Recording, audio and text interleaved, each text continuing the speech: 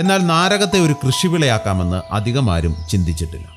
പക്ഷേ ജോയി ചേട്ടൻ്റെ ഇപ്പോഴത്തെ പ്രധാന കൃഷികളിലൊന്ന് നാരകമാണ്. എനിക്ക് 2 നാരകം വീടിൻ്റെ പ്രവേശത്തുണ്ടായിരുന്നു.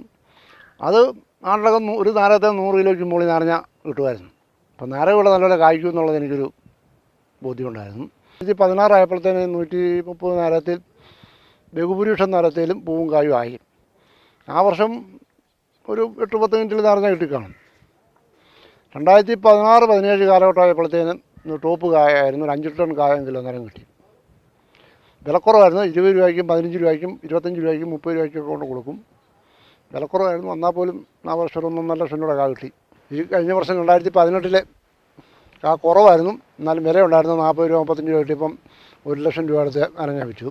ഈ വർഷം നാരങ്ങ കുറച്ചേ ഉള്ളൂ. അപ്പോൾ ഈ വർഷം ടോപ്പ് വില 60 രൂപ 70 രൂപയ്ക്ക് കൊടുത്തുകൊണ്ടിരിക്കുന്നത്. ഇപ്പം എന്നാൽ ഇപ്പോൾ ഒരു 10-70